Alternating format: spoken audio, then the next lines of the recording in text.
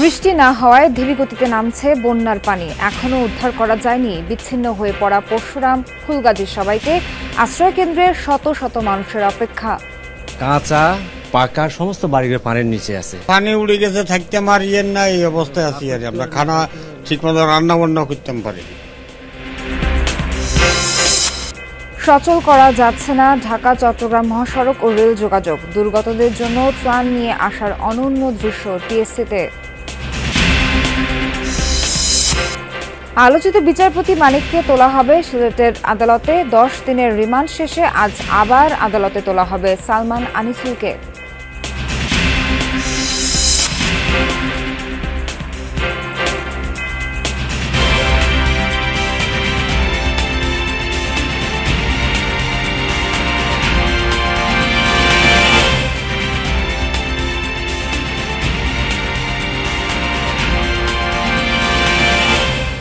স্বাগত সবাইকে, আমন্ত্রণ যমুনা নিউজে। এতক্ষণ শিরোনাম দেখছিলেন, বিস্তারিত খবর নিয়ে সঙ্গে আছি আমি নাবিলা সোহার।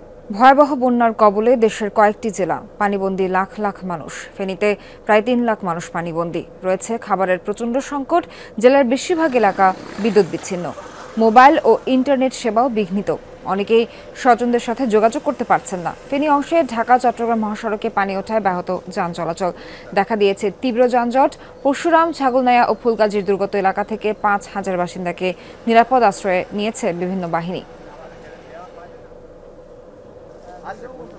নোয়াখালীতে খুব ধীরে কমতে শুরু করেছে বানের পানি। গেল 2 দিন বৃষ্টি না হওয়ায় নতুনভাবে পানি বাড়েনি, তবে এখনও বেগমগঞ্জ, সোনাইমুড়ি, সেনবাগ ও সদরের একাংশে জমে আছে পানি। মানবেতর দিন কাটাচ্ছেন কয়েক হাজার পরিবার। স্থানীয়দের অভিযোগ, প্রত্যন্ত অঞ্চলে এখনও উদ্ধার কাজ বা ত্রাণ তৎপরতা চালানো হয়নি। কাঁচা পাকা সমস্ত বাড়ির পানির নিচে আছে। আপনারা যদি যান, নৌকা নিয়ে যান, দেখবেন সমস্ত মানবতা জীবন যাপন করতেছে। আমার বয়স 66 বছর চলে লাগছে। সামনে জানুয়ারিতে 65 হবে। মানে এই অবস্থা কোনো সময় দেখিনি। পানি উড়ে গেছে, থাকতে মারিয়েন না, এই অবস্থায় আছি। আর আমরা খানা ঠিকমতো রান্না বান্না করতে পারি না। কুমিল্লার সদর, দক্ষিণ 14 গ্রাম, নাঙ্গলকোট, বুড়িরচং সহ 14 উপজেলার 118টি ইউনিয়ন তলিয়েছে বানের জলে। পানিবন্দী প্রায় 6.5 লাখ মানুষ। জেলায় 550 আশ্রয় কেন্দ্র খোলা হয়েছে। 44,000 মানুষ আশ্রয় নিয়েছেন সেখানে। অনেকেই শিক্ষা প্রতিষ্ঠান ও উঁচু স্থানে পেয়েছেন ঠাঁই। কুমিল্লা অংশে যানবাহনের দীর্ঘ জটলা দেখা দিয়েছে। আমাদের এলাকায় আজকে 4 দিন যাবৎ প্লাবিত।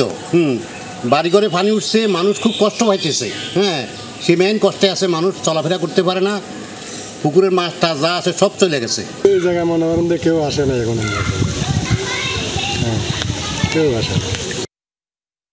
পরে অবনতি হয়েছে বন্যা পরিস্থিতির। সদর, রায়পুর, রামগঞ্জ, রামগতি ও কমলনগর উপজেলার 7 লাখ মানুষ পানিবন্দী। প্রায় 200 আশ্রয় কেন্দ্রে ঠাঁই নিয়েছেন 20,000 মানুষ, তবে বেশিরভাগ আশ্রয় কেন্দ্রেও উঠেছে পানি। চরম ভোগান্তিতে দিন কাটছে বানভাসীদের। প্রকট আকার ধারণ করেছে বিশুদ্ধ পানি ও খাবার সংকট। এখন পানি উঠি, আমরা যে অবস্থার মধ্যে আছি, আমরাও খাইতে পারি না, যেভাবে পাচ্ছি ফাঁসা করে খাইতে পারি না। পানি উড়ে গেছে, চকি টকি এগুলার মধ্যে মানুষ আছে, বুঝলেন না? সব ভাঙি গেছে, ওই সাইডে দিয়ে সাইডে দিয়ে ভাঙি গেছে, ঘরে গিয়ে রেখেছি। চট্টগ্রামে ফটিকছড়িতে বন্যার পরিস্থিতির কিছুটা উন্নতি হয়েছে। মহাসড়ক থেকে পানি নামতে শুরু করেছে, তবে উপজেলার ইসলামপুর, দাঁতমারা, সুন্দরপুর পূর্ব, হলুদিয়া সহ বেশিরভাগ এলাকা এখনো জলমগ্ন। দুর্গম এলাকা থেকে মূল সড়কে ত্রাণের জন্য ভিড় করছেন বানভাসী মানুষ। একাধিক স্বেচ্ছাসেবী সংগঠন ও সেনাবাহিনী বিতরণ করছেন ত্রাণ সামগ্রী। দর্শক, বন্যা পরিস্থিতির আরো খবরাখবর জানবো আমাদের সহকর্মীদের কাছ থেকে। শুরুতে কুমিল্লা 14 গ্রাম থেকে যোগ দিচ্ছেন সহকর্মী মাহফুজ মিশু। মিশু, আমাদের জানাবেন যে পানি কি কিছুটা কমেছে কিনা, আর আরেকটি বিষয় জানতে চাই, দুর্গতরা ত্রাণ ঠিকঠাক মতো পাচ্ছে কিনা, যোগাযোগ ব্যবস্থা এবং যানবাহন চলাচলের ব্যবস্থা কি কোনো রকম উন্নতি হয়েছে কিনা?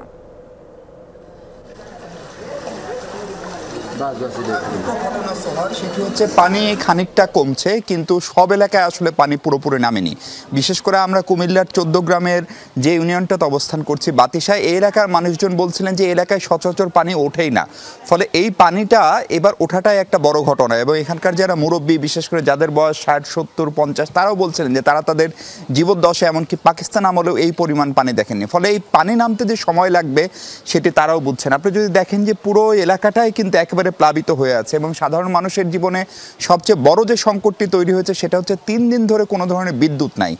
বিদ্যুৎ নাই মানে হচ্ছে তাদের মোবাইলে চার্জ দেওয়ারও সুযোগ নেই। ফলে যোগাযোগ বিচ্ছিন্নতা একটি বড় সংকট তৈরি করেছে।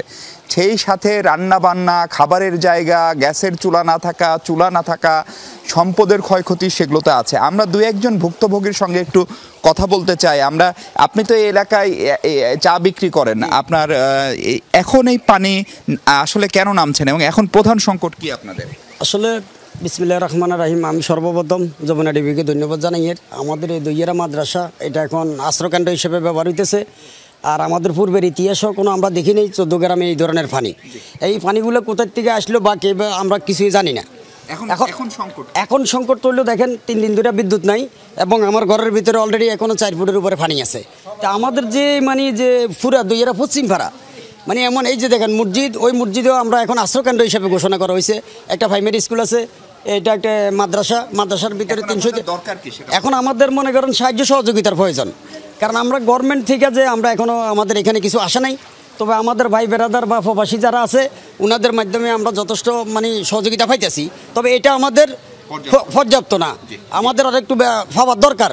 একটা জিনিস সোহার যেটা স্পষ্ট, আমরা আশ্রয় কেন্দ্র দেখলাম, এখানে খাবারের সংকট যে খুব তীব্র তা কিন্তু না। বিশেষ করে যারা আশ্রয় কেন্দ্রে আছেন, কোনো রকম শুকনা খাবার বা বেঁচে থাকার জন্য যেটুকু জরুরি সেটুকু হয়তো হচ্ছে, কিন্তু ভুক্তভোগীরা এমনকি এখানে স্বেচ্ছাসেবক হিসেবে যে শিক্ষার্থীরা কাজ করছেন তারা 2টো জিনিসের কথা বলছেন। একটা হচ্ছে জরুরি চিকিৎসা সামগ্রী, বিশেষ করে ওষুধ, কারণ বয়স্ক মানুষ যারা, তাদের নানা ধরনের আগে থেকে যে অসুখ বিসুখ ছিল সেই ওষুধগুলোও তো নষ্ট হয়ে গেছে, ফলে তাদের সেই ওষুধ দরকার। দ্বিতীয়ত হচ্ছে অনেকেই নতুন করে চর্মরোগে আক্রান্ত হচ্ছেন, ছোট বাচ্চারা পেটের পীড়ে আক্রান্ত হচ্ছেন, তাদের জন্য সেই পানি বিশুদ্ধকরণ ট্যাবলেট, সেই জিনিসগুলো দরকার। এবং তারপরে এই পানি যদি কমতেও শুরু করে, তারা যদি ঘরে ফেরা শুরু করে, তাহলে তার জন্য তাদের বাড়িঘর ইত্যাদি তো পুনর্বাসন করতে হবে। সেই অর্থ, এমনকি এই এলাকার বেশিরভাগ অনেক মানুষই প্রবাসে থাকেন, ফলে তাদের টাকা পয়সার খুব সংকট নাই, কিন্তু ঘরে যেটুকু টাকা ছিল সেটুকুও তারা নিয়ে বের হতে পারেননি। ফলে এই সংকট তারা কিভাবে কাটাবেন? ফসলের সংকট, গবাদি পশুর সংকট, খাবারের সংকট, সব ধরনের সংকট। এবং 16 থেকে 18 ঘন্টার ভিতরে এই যে অকস্মাৎ পানি আসা, সেটি আসলে কুমিল্লাবাসীর জন্য একটা বড় অভিশাপ হয়ে দেখা দিয়েছে এবারে। ফলে আরেকটা জিনিস যেটা বলে রাখা ভালো, এখন পর্যন্ত সরকারি উদ্যোগে কোনো ত্রাণ কিন্তু এলাকার মানুষজন পাননি।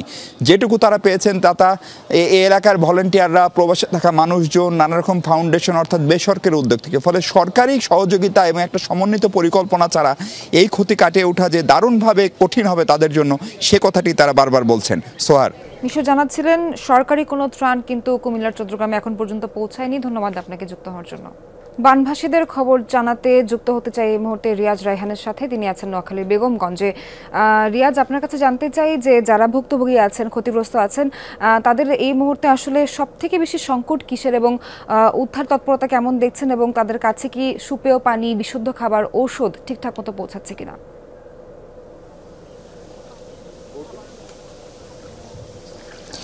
সোহার, যে সংকটগুলো কথা বললেন বা যেগুলো কথা উল্লেখ করলেন সেগুলো কোনোটি পর্যাপ্ত পৌঁছায়নি। পর্যাপ্ত বলতে একেবারেই পৌঁছায়নি বলতে বলা যায়। অধিকাংশ জায়গায় 2টি আশ্রয়কেন্দ্রে আমরা ঘুরে এসেছি, দেখিয়েছিলাম যে পানি বিশুদ্ধকরণ ট্যাবলেটে পৌঁছায়নি। তবে পানি বাহিত যে রোগগুলো রয়েছে, ডায়রিয়া সহ সেই রোগগুলোর নিবারণে কিছু কিছু ওষুধ পৌঁছেছে। আমি একটি গুরুত্বপূর্ণ বিষয়, সেটি হচ্ছে এটি একটি আঞ্চলিক সড়ক, যেটি প্রায় 15 থেকে 17 কিলোমিটার দীর্ঘ। পুরোটি পথেই এই ধরনের পানি এই পর্যায়ে রয়েছে, অর্থাৎ প্রায় হাঁটুর কাছাকাছি পানি রয়েছে।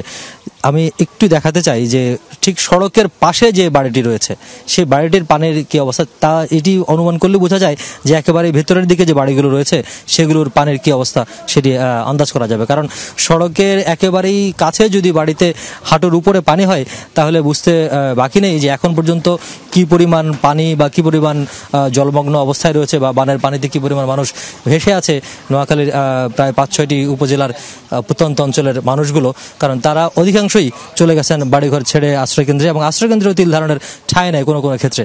আর ত্রাণের কথা যদি বলি, একেবারেই ভেঙে পড়েছে বলা যায় যে ত্রাণ সরবরাহ যে ব্যবস্থা সেটি, কারণ এখন পর্যন্ত কোনো সরকারি বা বেসরকারি কোনো সংস্থার পক্ষ থেকে এখানে ত্রাণ পৌঁছায়নি, এবং ওষুধপত্র যেটি সেটিও পৌঁছায়নি। আমরা একটু ঘরটিতে যদি দেখেন যে রাস্তার পাশের ঘর, এখানে অতটুকু পানি ওঠার কথা না, কিন্তু আকস্মিক যে বন্যা এটি তারা বলছেন যে তাদের এই বয়সে এই ধরনের পানি দেখেননি। আপনি দেখেন এই যে কোনো রকমে তাদের যে আসবাবপত্রগুলো রয়েছে সেগুলো চোখের উপরে রেখে সেটি বাঁচানোর চেষ্টা করছেন, কিন্তু নারী এবং শিশু যারা রয়েছেন তাদেরকে আশ্রয়কেন্দ্রে পাঠিয়ে দিয়েছেন। আপনি বলবেন যে আসলে ঠিক এই ধরনের পানি কখনো উঠেছে কিনা? না না, আমার লাইভে আর দেখি না, এ প্রথম। আচ্ছা, কোন সহযোগিতা বা ত্রাণ সহযোগিতা পেয়েছেন আপনারা? আমরা কোনোটা হয় না ভাই, আমরা কোনোটা আমরা মাজুর মানুষ, আমরা কোনো আঙ্গ বাই তো এই কাহানি উঠছে না, আমি না বাড়ি না কোনো মানে কোনোটা হয় না। কোনো ওষুধপত্র কি? না না, এখানে ওষুধপত্র কেউ দিতেছে না, পাইতেছি না। শুনছিলেন এই যে পর্যাপ্ততার কথা, যে ত্রাণ এবং ওষুধের পাশাপাশি আরেকটি বিষয় বলে রাখা ভালো, সেটি হচ্ছে সরকারি বা অন্য কোনো সংস্থার পক্ষ থেকে পাওয়া না গেলেও এখানকার স্থানীয় পর্যায়ে বেশ কিছু তরুণরা উদ্যোগ নিয়েছেন, শিক্ষার্থীরা উদ্যোগ নিয়েছেন যে তাদেরকে যাতে কোনো রকমে অন্তত একবেলা হলেও খাওয়ার মতো ব্যবস্থা করা যায় সেটি, কারণ প্রত্যন্ত অঞ্চলে এই পানির কারণে অনেকে বলছে পানির কারণে আসতে পারছেন না ত্রাণ সহযোগিতা নিয়ে, সেটি যাতে অন্তত মানুষ খেয়ে বাঁচতে পারে, অন্তত একবেলা হলেও যাতে বাঁচতে পারে সেই ধরনের ব্যবস্থাটা স্থানীয় পর্যায়ে করার চেষ্টা করছেন, কিন্তু সেটিও খুবই অপ্রতুল। তাই তারা বলছেন একদিকে পানি বিশুদ্ধকরণ ট্যাবলেট বা পানিবাহিত রোগ যাতে না হয় সেগুলোর প্রতিরোধের জন্য ব্যবস্থা গ্রহণ করা উচিত। এখন অনেক সংকট আছে, সেই সংকট উত্তরণের চেষ্টা করছে এলাকাবাসী। ধন্যবাদ আপনাকে যুক্ত হওয়ার জন্য। 10 দিনের রিমান্ড শেষে আজ আদালতে তোলা হবে সাবেক আইনমন্ত্রী আনিসুল হক এবং সাবেক প্রধানমন্ত্রী শেখ হাসিনার উপদেষ্টা সালমান এফ রহমানকে। দুপুরের পর ডিবি কার্যালয় থেকে তাদের নেওয়া হবে ঢাকার সিএমএম কোর্টে। গেল 14 আগস্ট সন্ধ্যা 6:30 নাগাদ কঠোর নিরাপত্তার মধ্যে তাদের আদালতে তোলা হয়। সময় ক্ষোভে ফেটে পড়েন উপস্থিত আইনজীবীরা, তাদের বিরুদ্ধে বিভিন্ন স্লোগানও দেন, ছুড়ে মারেন বিভিন্ন জিনিস। জনাকিনু এজলাসে জিজ্ঞাসাবাদের জন্য 10 দিনের রিমান্ড চাইলে আদালত তা মঞ্জুর করেন। বৈষম্য ছাত্র আন্দোলন চলাকালে রাজধানীর সায়েন্স ল্যাবরেটরি এলাকায় নিহত হন ফুটপাতের ব্যবসায়ী শাহজাহান। নিউ মার্কেট থানায় তার মায়ের করা হত্যা মামলায় 13 আগস্ট গ্রেফতার হন সালমান ও আনিসুল। আলোচিত বিচারপতি শামসুদ্দিন চৌধুরী মানিককে বেলা 12:30 নাগাদ তোলা হবে সিলেটের জেলা ও দায়রা জজ আদালতে। বর্তমানে আপিল বিভাগের সাবেক এই বিচারপতিকে রাখা হয়েছে পুলিশি হেফাজতে। সারা রাত তিনি ছিলেন বিজিবির তত্ত্বাবধানে। তাকে ফৌজদারি কার্যবিধির 54 ধারা অনুযায়ী গ্রেফতার দেখানো হবে, আর ঢাকা পাঠানোর ঝুঁকি থাকায় সিলেটেই চলবে তার বিচার কার্যক্রম। শুক্রবার রাতে সিলেটের কানাইঘাট উপজেলার সীমান্ত এলাকা থেকে তাকে আটক করে বিজিবি। তিনি আওয়ামী লীগ সরকারের সময় আপত্তিকর নানা মন্তব্য করে আলোচনায় ছিলেন। বিচারপতি মানিকের বিরুদ্ধে নোয়াখালীর সিনিয়র জুডিশিয়াল ম্যাজিস্ট্রেটের আদালতে একটি মামলা করা হয়েছিল। আমাদের পয়সার কোনো প্রয়োজন নেই, ঠিক আছে? আপনি যদি সেফটি মানে ত্রাণে যারা বিভিন্ন ওষুধ দিচ্ছেন তাদের অ্যান্টিবায়োটিক না দিয়ে সাধারণ সর্দি, কাশি, জ্বরের ওষুধ দেওয়ার অনুরোধ জানিয়েছেন বৈষম্য বিরোধী ছাত্র আন্দোলন। সকালে টিএসসিতে গণত্রাণ কর্মসূচি উপলক্ষে আয়োজিত এক ব্রিফিংয়ে অনুরোধ জানান সমন্বয়করা। বলেন, স্বতঃস্ফূর্তভাবে সারা দেশের মানুষ বন্যা দুর্গতদের পাশে দাঁড়াচ্ছে। প্রতিনিয়ত বাড়ছে সাহায্যের পরিমাণ, সাথে বাড়ছে ত্রাণ দিতে আসা মানুষের সংখ্যাও। দিবাগত রাত 2টা পর্যন্ত মোট 1,42,00,000 টাকা জমা হয়েছে। তারা বলেন, এই মুহূর্তে দুর্গতদের কাপড়ের প্রয়োজন নেই, সবচেয়ে বেশি প্রয়োজন ওষুধ, টর্চ এবং স্যানিটারি প্যাড। নির্ধারিত নম্বর ছাড়া অন্য কোনো নম্বরে ত্রাণের টাকা না পাঠানোর জন্য অনুরোধ করেন তারা। জানান, গতকাল দিনব্যাপী 20টি ট্রাক ফেনী ও নোয়াখালীর উদ্দেশ্যে গেছে। আগামী 10 দিনের মধ্যে কোথাও কোথাও ভারী বৃষ্টিপাত হলেও অতি বৃষ্টিপাতের কোনো আশঙ্কা নেই, এমনটা জানিয়েছে আবহাওয়া অফিস। বন্যা কবলিত অঞ্চলের বৃষ্টি কমে আসায় আগামী কয়েকদিনে উন্নতি হতে পারে বন্যা পরিস্থিতির। এটা এখন আসলে যে পরিস্থিতিটা আমরা পার করলাম, এই পরিস্থিতিটা আসলে আপাতত আমরা দেখতে পাচ্ছি যে আগামী দিনগুলোতে এই ধরনের পরিস্থিতি ওই রকম আর থাকবে না। তবে মাঝে মাঝে কোথাও পকেটে হয়তো ভারী বৃষ্টিপাত হতে পারে। দর্শক, এই ছিল যমুনা নিউজে। এতক্ষণ সাথে থাকার জন্য ধন্যবাদ সবাইকে।